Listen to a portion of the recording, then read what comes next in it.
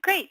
Thanks very much, Jean. As I mentioned before, my name is Jen Pettis, and I'm the APT Associates Project Director for the Supportive Planning and Operations Team, or SPOT initiative.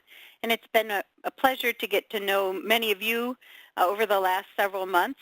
This program today is entitled Engaging Residents and Families in Quality Assurance and Performance Improvement, or QAPI.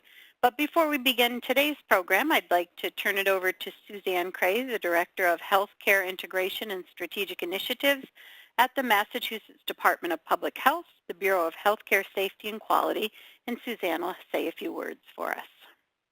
Great, thank you, Jen. And first, I'd like to welcome everyone to today's webinar. As Jen said, my name is Suzanne Cray, and on behalf of the Massachusetts Department of Public Health, I want to thank you for participating and for your willingness to engage in this important work. The SPOT initiative is a collaborative effort that the department is very engaged in to support nursing home teams to develop effective QAPI programs across the state. And we hope that SPOT is providing you with the tools and information needed to foster quality improvement efforts in your nursing home. I recently had the opportunity to join the APT team on a technical visit, and I was pleased to see how engaged the facility that I visited is in this process. On my visit, facility participants ranged from the administrator to a member of the rehab team to a CNA to a member of the maintenance team.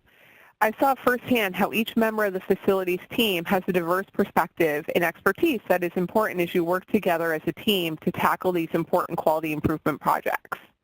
I hope that you were able to take your SPOT experiences to implement quality improvement processes to engage all of your staff. I want to thank you again for all of your hard work, and we look forward to continuing to work together to improve the quality of care in nursing homes. I also want to touch upon a significant change that will be implemented this month. As you know, the new long-term care survey process developed by CMS will be effective as of November 28th. The department held webinars in October to provide nursing home administrators and directors of nursing with information on the new survey process. I'm hopeful that you were able to participate in these webinars. If you were unable to, we sent out helpful information, including the webinar presentation, via our listserv last week. We also provided links to CMS training materials. We are in the process of posting this information to the department's website, and we'll send out the link to the website as soon as it's available. This is a significant change for everyone, surveyors, department staff, facilities, and residents. And we expect to provide more information and may do more trainings over the upcoming weeks. Please stay tuned as we will send out that information via our listserv. Again, on behalf of the department, thank you for joining us today, and please remember to share this information with your staff. Hey, great. Thanks very much. And our other speakers for today's program are members of the APT SPOT initiative team who you've met in other webinars and during site visits. Donna Hurd is a master's prepared nurse and a senior associate at APT Associates. She has extensive background in the care of the elderly and has been a director of nursing at Massachusetts long-term care facilities. Through contracts with the Centers for Medicare and Medicaid Services, or CMS, and the Agency for Healthcare Research and Quality, or AHRQ, she's assisted with the development of training materials related to pressure ulcer prevention, fall prevention, preventing unavoidable hospitalizations, and catheter-associated urinary tract infections. And she's led the development of the training materials for team steps in long-term care. Rosanna Bertrand is a gerontologist and an associate scientist at APT. Dr. Bertrand has over 20 years' experience in issues related to older adults and long-term care. Her focus for the past 10 years has been on conducting nursing home research, including site visits through contracts such as the evaluation of the Quality Indicator Survey and the Nursing Home Dining Assistant Program. And through APT's QAPI contract with CMS, Dr. Bertrand assisted CMS to develop tools to empower residents and families to become engaged in nursing home quality. Gabrielle Katz is an analyst at APT and serves as our SPOT team data manager. Through APT's Nursing Home Compare contract, she helped to research and write recommendations on nursing home satisfaction. And prior to joining APT, Gabby assisted a Massachusetts nursing home to implement a Model 3 bundled payment program and conducted racial disparity research in nursing homes at Brandeis University. She's also spent time in the Massachusetts Health Policy Commission researching trends in state long-term care. And I'm Jen Pettis, and I'm a nurse researcher and associate at APT, and I began my career as a nursing assistant and have more than 25 years experience in healthcare, including past experience as a clinical and a regulatory consultant to the Division of Nursing Homes at CMS. We'd like you to just share with us a couple of bits of information, and you've seen these polling questions before. And the first poll is how many people, including yourself, are participating in the webinar.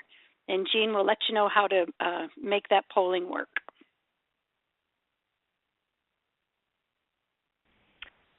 Yeah, so just mark off the question with A, for one, it's just me, B, 2 to 3, C, 4 to 5, D, 6 or more, and be sure to select submit or we don't actually get your response listed. So go ahead and fill those out. Just have a few more seconds. If you're participating alone, choose A, it's just you. If there's 2 to 3 people that are together, including you, choose B. If there's 4 to 5 participating together, choose C, and 6 or more, you would choose D. And we do thank all of you for your time today. We know you're busy, and we hope you find the hour with us valuable. Great. We have quite a variety, a couple of you with 4 or 5 or 6 or more, so that's wonderful. And thank you again for participating in the polls and for joining us.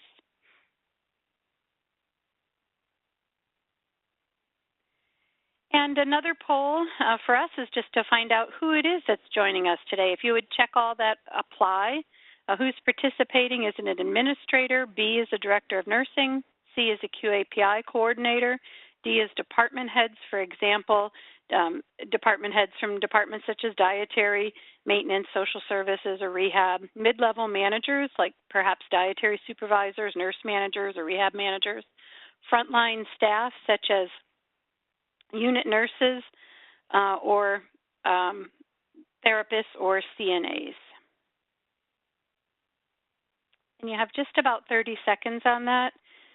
We appreciate, as Suzanne mentioned, we have had so many varied teams with CNAs and different frontline staff and the various perspectives on this topic, and every other topic that you address as a team is so important. So we're thrilled to have been able to meet so many wonderful teams. Great, we have a wide variety of staff joining us today. So thank you very much for participating in the polling. We'll have more opportunities for you all to participate in polling and some chat questions coming up later in the program.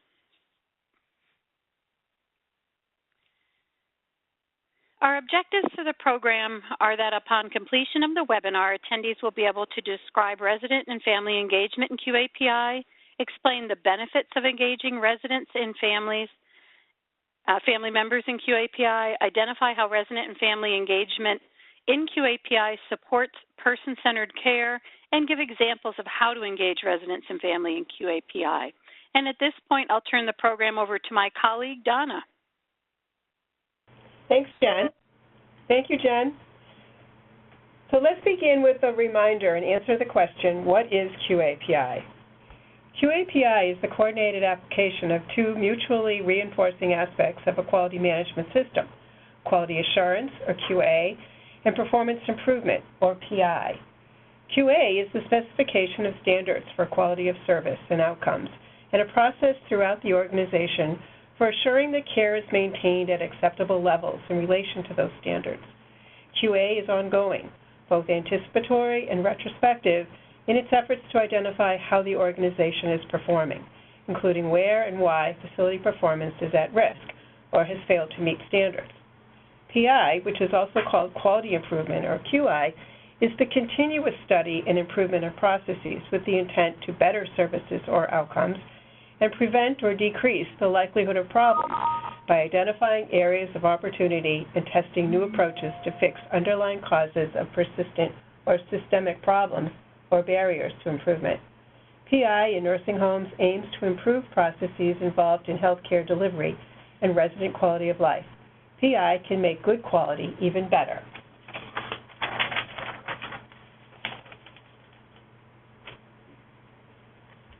QA QAPI ensures that the nursing home team takes a systematic, comprehensive, and data-driven approach to maintaining and improving quality and safety in nursing homes. QAPI is a quality management system through which the team develops interventions that address the underlying system, not only the symptom. Through effective QAPI programs, nursing home teams are able to continuously monitor performance, and QAPI engages everyone, including all levels of staff, residents, and family members, continuously identify problems and opportunities for improvement, and involves these stakeholders in practical and creative problem solving. Before we discuss the benefits of engaging residents and families in QAPI, we think it's important to answer this question. What does resident and family engagement in QAPI mean? Note that we use the word family in a broad sense to include participants in a person's health care, including their informal caregivers along with their primary caregivers, and family is defined by the resident. Resident and family engagement in QAPI means that they are involved in activities intended to enhance quality of life, quality of care, and safety for all residents. It involves the entire team working together to create an environment in which every team member, including the resident and their family, can work as partners to improve healthcare quality and safety. Meaningful involvement means that the resident and family voices are heard when setting quality goals and evaluating progress towards the goals. Residents and family members are valuable members of the healthcare team who offer unique perspectives on the care provided in a facility. Engaging the resident and family as partners will help assure they can be active participants in their care and in the decision-making process, and understand how the facility is using resources to reduce harm and improve safety. So next we have a polling question. I just mentioned that QAPI engages everyone, including residents and families, and defined what engagement means. But now I'd like to take a moment and ask you to participate in a polling question about resident and family engagement in QAPI. So you can pick as many of these as you think apply, but select A if you think it's important because it promotes working with residents and families rather than for them. Select B if you think resident and family perspectives are critical when working to improve quality, or C if you believe that engaging residents and families lets them know their views are valued. So you can pick one or more of those options. Don't forget to hit submit so that we can see what you think. We have a few more seconds here. I want to thank you all for participating today. Anxious to see what you think. Okay. Good to see the results.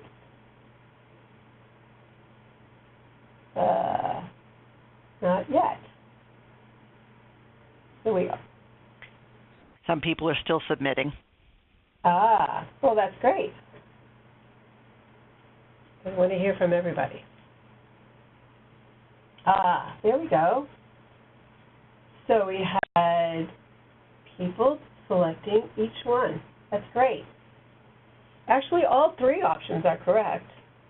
Engaging residents and families in QAPI promotes a sense of partnership between them and the nursing home team.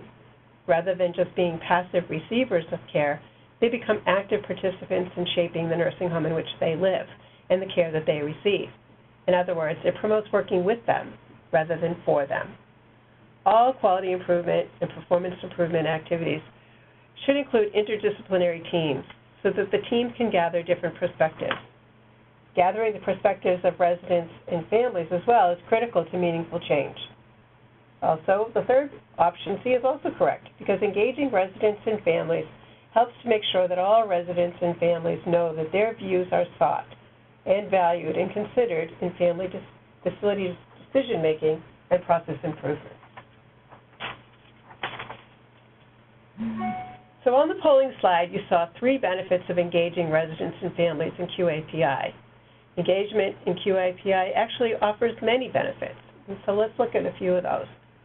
Offering choices and opportunities to participate in QAPI activities perpetuates and fosters further engagement and spreads interest in participating in quality improvement to other residents and families. Involving residents and families in QAPI activities supports an environment that promotes trust and mutual respect. Resident and family engagement involves the entire nursing home team working together to create an environment in which every team member, including the resident and their family, can work as partners to improve healthcare quality and safety. Staff are able to establish more meaningful relationships with residents and their families when they are all engaged together in nursing home quality initiatives. They recognize that residents and families are an essential part of the organization. By engaging residents and family members as partners, a facility is able to leverage the skills and knowledge of all team members.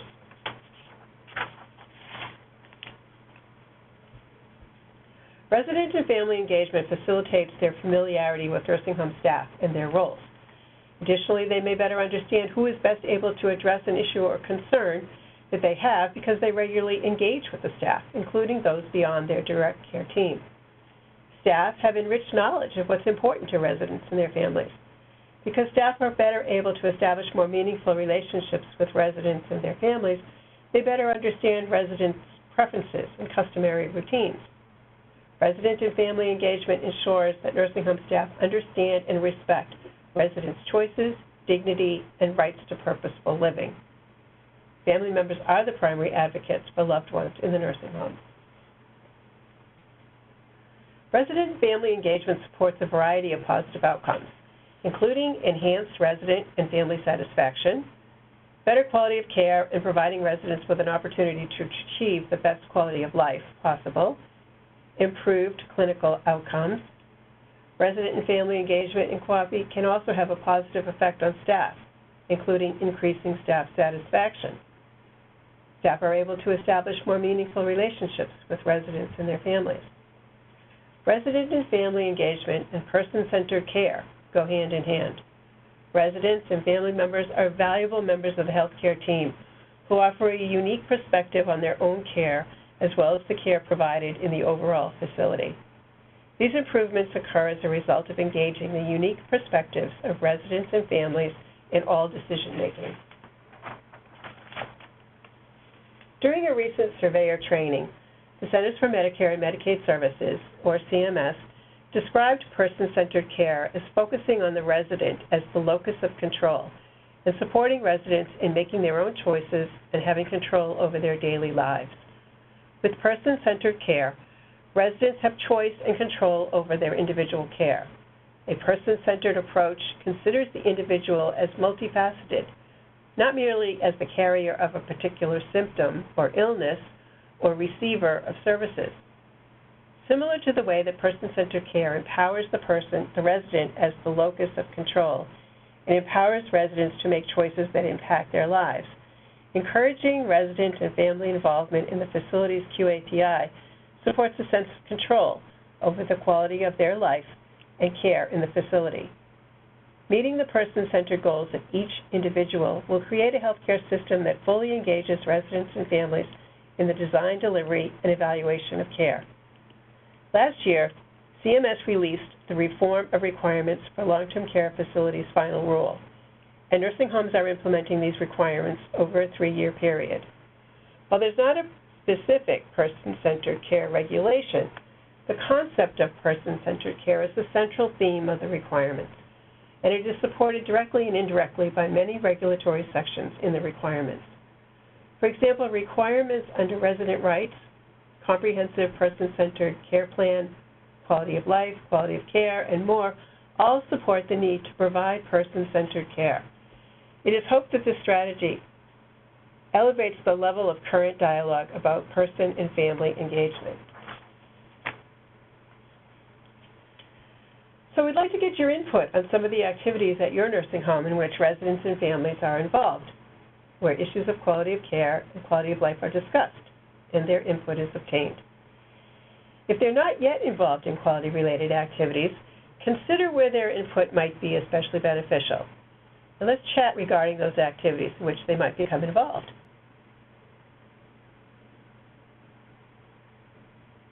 Jean, can you tell me when Everyone's had a chance?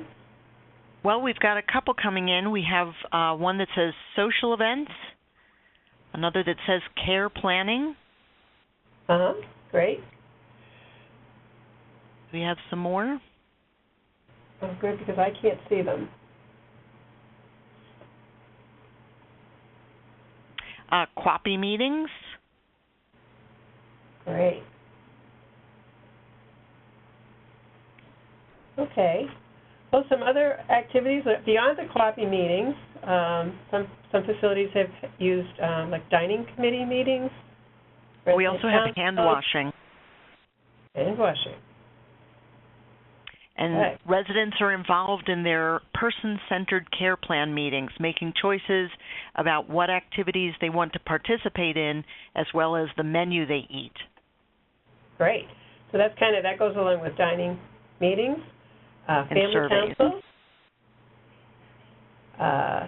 performance improvement work groups, safety meetings is another idea.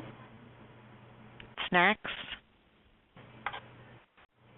Interesting. Thank you, Survey. everyone.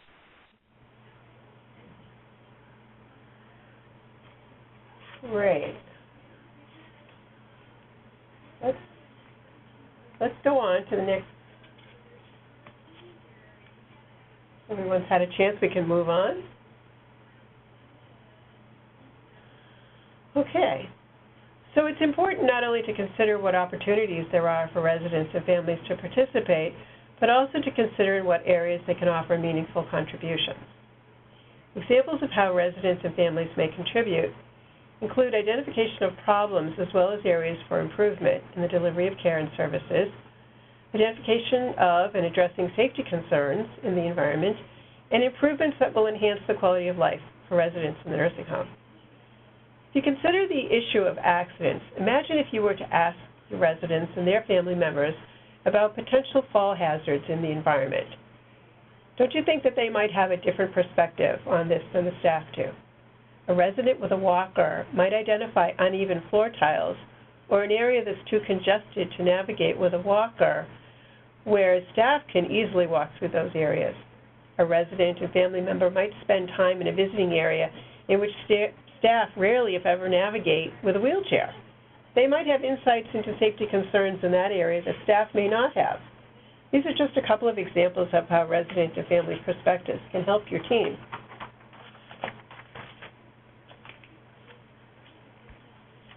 So we have another chat question.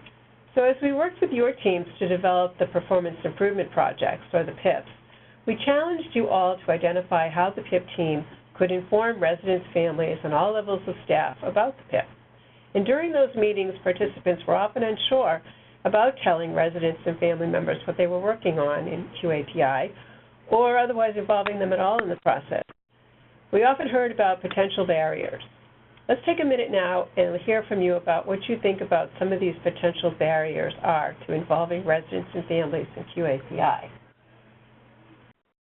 You can use your chat function and give us some of the barriers that you face in sharing information from your performance improvement projects. And Jean, you'll have to tell me. Sure. Miscommunication. Okay.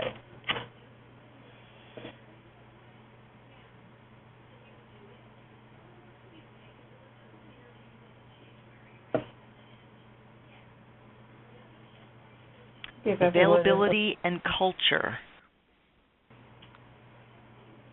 Thank you. It will turn into a gripe session. Yes. Fear of retribution. Concerns that families and residents will become aware of problems. And time constraints. Great. Thank you all. Missing necessary input in the area where improvement are needed and concerns about confidentiality. Great. Yes.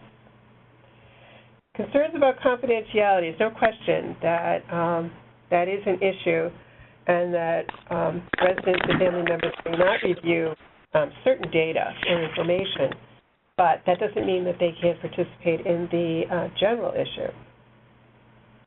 And I understand that the gripe sessions and letting people know what your problems are can sometimes be a concern, but family members may also have some very useful input regarding a potential solution to the issue. And maybe it's good for them to know that you're actually working on the issue. So thank you all. The good news is that we did hear from several nursing home teams during our visits who are successfully engaging residents and families in QAPI. And we'd like to share some of those ideas with you. So at this point, I'm going to turn the presentation over to Rosanna and let her continue. Hi, thanks, Donna. During our spot visits, we heard and saw that nursing home teams struggle with how, when, and where to include residents and families in discussions about facility-wide quality improvement efforts. This slide provides a few ideas on how to gather their input. Resident and family councils are great venues to obtain input from residents and families, and we'll talk more about that a little bit later in the program. In addition, residents and families may attend monthly QAPI meetings and other quality meetings. For example, we heard from several nursing home teams that one or more residents is involved in meetings regarding dining or activities. It's worthwhile to think about how they might be engaged in other meetings as well. For example, if your safety committee meets, wouldn't it be great for them to hear the perspective of a resident or family as to what their safety concerns are? We heard from a lot of teams that they have suggestion boxes, the robustness of which seems to vary greatly. But one of the keys to effectively using the suggestion box as a means to gather input is to provide feedback regarding the suggestions. Let them hear back from you that you read the suggestions in the box and you have some feedback for them. In one nursing home, the team posted all suggestions and responses from administration or others in a place that was visible to residents, staff, and family members. On a similar scale, care plan meetings are, on a smaller scale, I should say, care plan meetings are an opportunity to share information with individual residents and families and to gather input about their ideas for opportunities for improvement.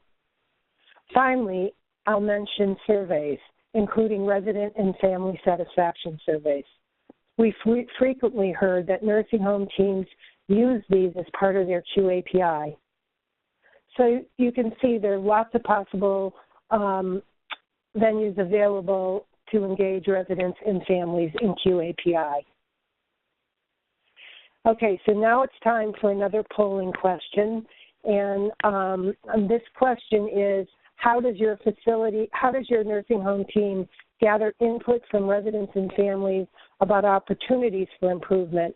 And we're asking that you check all that apply. All right. Looks like we have a variety of choices that were selected here. One of the requirements of the QAPI regulation is that the program identifies and prioritizes problems and opportunities that reflect organizational process, functions, and services provided to residents based on performance indicator data and resident and staff input and other information. As such, it's important that nursing home team identifies how they will gather input from residents and staff. Resident and family councils are certainly great opportunities to gather input, but we heard from many nursing homes that holding family council meetings is challenging. So we thought we'd spend a little time talking about these meetings and supporting the development of a family council. We'll start by reviewing some of the changes to the regulations regarding resident and family meetings. Like many of the requirements in Regulation 483.10, residents' rights, there were considerable changes made to the requirement for interpretive guidance, regarding the residents' right to organize and participate in resident groups in the facility outlined in F565. We're now reviewing that entire requirement. Rather, we're not going to review the entire requirement right now, but we're going to highlight the third and fourth provisions of it on this slide and the next. In the third provision, language has been added to reinforce that the facility must provide a designated staff person who is approved by the resident and family group and the facility and who is responsible for providing assistance and responding to written requests that result from group meetings. We are reminded in the interpretive guidance that the designated staff person responsible for assistance and liaison between the group and the facility's administration and other staff members may attend the meeting only if they're invited by the resident or family group. The resident or family group may meet without the staff person present, however. The group should determine how frequently they meet. In the fourth provision, it states that the facility must consider the views of a resident or family group and act promptly upon the grievances and recommendations of such groups concerning issues of resident care and life in the facility. Specifically, Section A states that the facility must be able to demonstrate their response and rationale for such response. Language has also been added in Section B to address the idea that considering the issues does not mean that the facility must implement all recommendations of the groups. Specifically, the regulatory language states that the requirement must consider the view of the group, and it should not be construed to mean that the facility must implement as recommended every request of the resident or family group. The interpretive guidance provides additional clarity and states that facility staff are required to consider resident and family group views and act upon grievances and recommendations. Family staff must consider these recommendations and attempt to accommodate them to the extent practical. This may include developing or changing policies affecting resident care and life. Facility staff should discuss its decisions with the residents and or family group and document in writing its response and rationale as required under Regulation 42 CFR 4310J or F585 grievances. We're reminded in the interpretive guidance that the designated staff person responsible for assistance and liaison between the group and the facility's administration, and any other staff members may attend the meeting only if they're invited by the resident or family group, although, on the other hand, the resident or family group may meet without staff present. The group should determine how frequently they meet. A resident or family group is defined in the interpretive guidance as a group of residents or residents' family members that meets regularly to discuss and offer suggestions about facility policies and procedures affecting residents' care, treatment, and quality of life. They support each other, plan resident and family activities, participate in educational activities, or for any other purpose. As mentioned earlier, we've heard from several SPOT participants that they've struggled to develop a family council at their nursing home. In fact, I only heard just a small handful that actually had successful family council. So here's some tips. In order to develop these next few slides, we referred to the Family Council Guide available from the Arkansas Department of Human Services Office of Long-Term Care. A link to this publication is available in the resources that we provide at the end of this program. Many family councils are initially started by nursing home staff. However, at times they may be started by interested families, friends, a volunteer, or a community leader. How a family council is organized can determine its effectiveness, success, or failure. Your nursing home team may want to develop a family council but aren't sure where to start. Here are some initial factors that need to be considered. First, the nursing home leadership and staff need to determine family interest in the council. Families may need to be introduced to the idea of what a family council is, and importantly, leadership and staff must be convinced of the value of a council before they can convince others of it. It will be important for leadership to discuss the idea with staff so that they are able to answer family member questions and so that they can encourage families to participate. Additionally, staff may have important insights into what might help a council survive. And if staff have any reservations about such a family group, involving them early in the council's development will help to alleviate their concerns. It will also be important to let residents know about the idea so that they can encourage their loved ones to participate. It may work best to start by holding a meeting and invite the families of all residents. During this initial meeting, you can explain the concept of family councils, determine their interest in having one, and support families to begin organizing a council if there's interest. Be sure to make the meeting sound attractive and make personal contacts with those family members who you think might be able to encourage others to attend and or those who might be likely to assume a leadership role in the council if one is formed. It will be important that the first meeting is structured such that families don't think that the meeting is a social activity. I think someone brought that up in the chat. Or a meeting during which individual care plans are discussed. Be prepared to begin the meeting with a warm welcome and expression of appreciation for families having come to the meeting.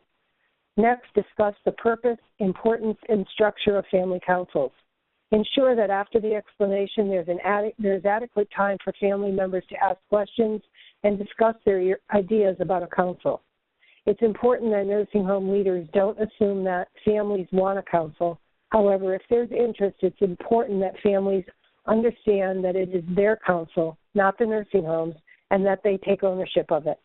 Right from the start, set the stage that it's their meeting, not the staff's meeting. Then begin to set plans for the meeting. Because it is a family council, it is a must that they, not the staff, determine the best date and time for the meeting. They also should agree on the place. Meetings will likely occur at the nursing home. However, families may have concerns that prevent them from wanting to meet there, and they may seek to meet at a local library or senior center community room. The topic for the next meeting should also be selected by the group. Families may decide to spend the next meeting discussing their concerns and or deciding on the purposes of the council. Temporary officers should also be identified to keep the group moving until permanent officers are elected by the group. Setting the stage that families, not staff, run the council up front should help reinforce the need for family members to lead the council. The council should determine if they would like to have a staff advisor, they should identify who they would like to act in this role. Some families prefer to meet without staff. It may be helpful to encourage council members to have meetings without staff or have the staff join the group for part of their meetings. Additionally, they will determine if residents or other guests will be invited to join the meeting. Supporting the officers of the Family Council to plan effective meetings will be an important factor in the council's success. The staff advisor, if they choose to engage one, or other family or other facility staff, may offer them a checklist to help them plan their meetings. On this slide, there are 6 key areas to include in the checklist. Let's talk about them. Identify and secure the meeting room. This will involve determining how much space is needed, identifying a space that meets their needs, arranging for any equipment that's needed, and securing the space. Next, they'll plan the agenda. This will involve determining meeting topics and format, identifying issues for discussion at the meeting, and assigning council members with various meeting responsibilities. They will need to notify participants of the meeting. In the Family Council Guide, for which there's a link provided at the end of this program, you'll find sample notifications that the Family Council leadership can use to invite others. Council leaders will need to gather meeting resources, including identifying and securing a speaker, determining if they will have refreshments, securing any written materials that they may need, and determining and securing any audio-visual materials and equipment they need. Hopefully the facility will be able to support the council leaders with these resources. To facilitate the meeting, council leaders will arrange refreshments and water for speakers, distribute the agenda or other handouts, and welcome new members. Follow-up after the meeting will include thanking individuals such as speakers or those who provided refreshments, following up on any discussions or decisions from the meeting, including providing a verbal briefing and or written summary of relevant issues to the nursing home administrator, preparing and distributing the minutes, and beginning to plan for the next meeting. Providing such a tool as a meeting checklist to council leaderships will help to make the experience, as well as offer others, will help to make the experience successful, as well as improving the experience of others who attend the meeting. Now I'll turn the program over to my colleague, Gabby. Thanks, Ms. Anna. Despite your best efforts, not all residents and families will want to become involved in facility-wide QAPI efforts, but it is still important to share your quality work with them. This slide presents some ideas for how you can share your quality improvement activities. As discussed, resident and family councils are great venues to obtain input from residents and families. We heard from several team members that they use bulletin boards to share their QAPI priorities. Momentarily, we'll look at a couple of examples. We also heard from a few teams that they had resident and family newsletters. These are great vehicles to inform residents and families about QAPI and to seek their input. Some nursing home teams asked what they might put on a bulletin board or in a newsletter for residents and families regarding QAPI. It may be useful to think about this as how you would like your team to answer a question from a family or resident. For example, if a family member said, "I hear you are working on infection control, how can I help?" Your team might share things like, "Hand hygiene is very important to prevent infections," and then share how to correctly wash hands. On your message, your message might be about helping to limit infections during cold and flu season by limiting visits when not feeling well.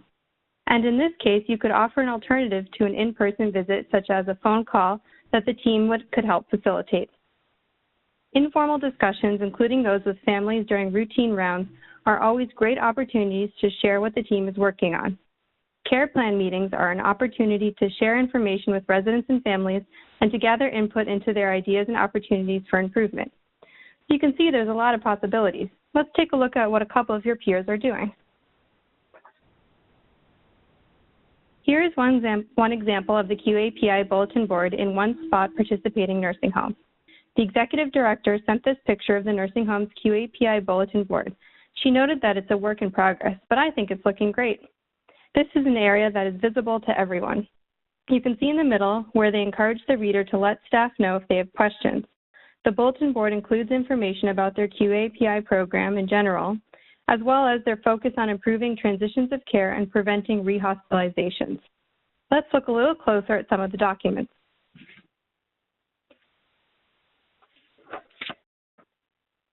On this slide, we zoom in on some information that the facility shares on its bulletin board regarding their QAPI program.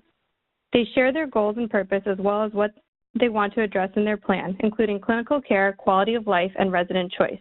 They provide examples of issues they address in each of these three areas.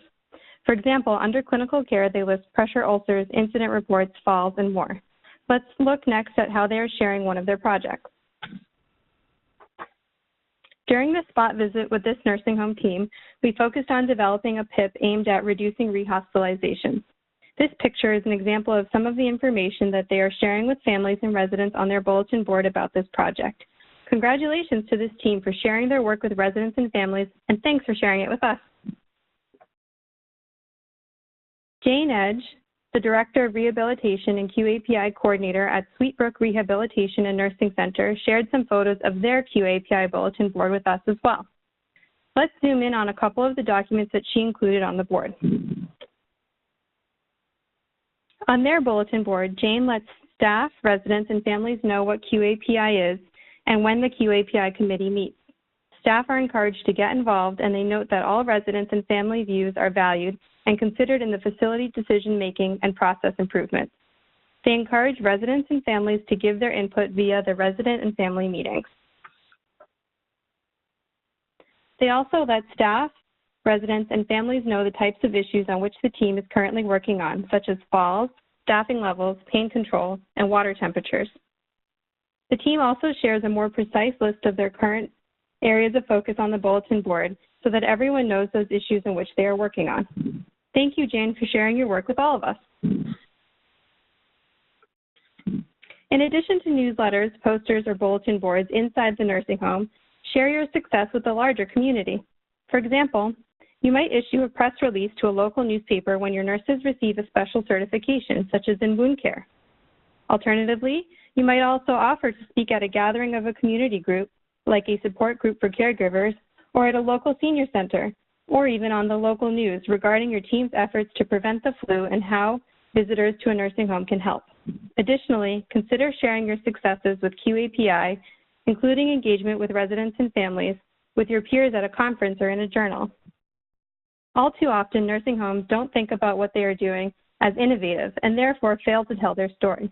If you struggled to solve an issue, chances are someone else has too. As we near the end of our program, let's review a few key points about engaging residents and families in QAPI. First, be sure to listen to the voice of the resident and their family members in order to effectively identify and prioritize concerns. The perspective of the residents and families are vital. Residents and families should be at the table when facility quality issues are discussed. Many perspectives are necessary to develop a realistic and attainable action plan, and the perspectives of the residents and families should not be overlooked. Promote working with rather than for residents. Working together on QAPI helps to develop a partnership between nursing home staff, residents, and families, and it supports the development of mutual respect and trust. Educate residents on their rights and let residents and families know how to convey concerns. Do they know who's the best person to bring a concern to? Often it is the charge nurse, but they may not know that and become frustrated trying to have their concerns heard. Be sure to stress the importance of resident and family participation in QAPI and in other activities to help shape life at the nursing home. The ultimate goal of resident and family engagement in QAPI is to offer them a seat at the table, so their perspectives can be considered when decisions and solutions regarding overall nursing home quality are being discussed. Here we have a list of online resources available to help you promote resident and family engagement in QAPI. This will be available in our recording. I'm going to continue on in the interest of time. At this time, we'd like to invite questions and discussion. We'd also like to ask that you'll complete the evaluation at the end of today's webinar. So once you close out of the webinar, a new tab will open in your browser for an evaluation. We really appreciate you filling this out as it helps us inform future webinars and make sure they meet your needs. And I'll give it back to Jean for questions. Okay, so once again, please put your mouse near the top of the screen. You should be able to see the chat box and type in any questions that you might have. Okay, the first question I've got is, what if it's the same one or two outspoken residents who volunteer for everything, but may not represent the voice of the majority of residents? How do you encourage others to join and speak up? Jean, it's Jen. I'll answer that question. It's important to invite other residents to join. Think about residents' skills or their career, their work life, and how they can support the work of the group. You may find it useful to tap into their life skills, such as a resident who's a retired policeman or fireman. You might be able to especially encourage that resident to join in the safety committee with his public safety experience and also his perspectives as a resident. Don't forget about the information available in Section F, like Frank, of the MDS, and consider how you could use that information to find out preferences and choices of the residents. For instance, if it's very important to a particular resident to go outside and get fresh air when the weather is good, he or she may be the perfect resident to take part in a performance improvement project focused on enhancing resident safety in the courtyard. In one facility, in one of our colleagues visited with the SPOT program, they actually had engaged a resident who was a retired journalist to help write their facility newsletter. So they were able to engage him or her in sharing the information with their peers. Thanks for that question. That's a great one. Great, thank you.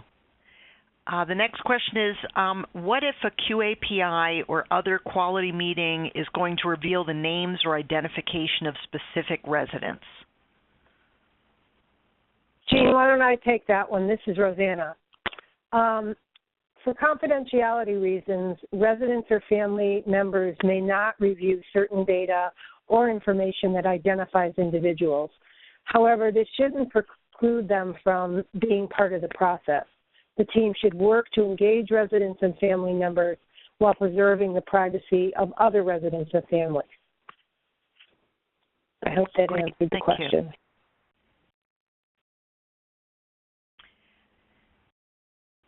Okay, and the next question is, how many residents or family members should be invited to attend a typical QAPI or other quality meeting?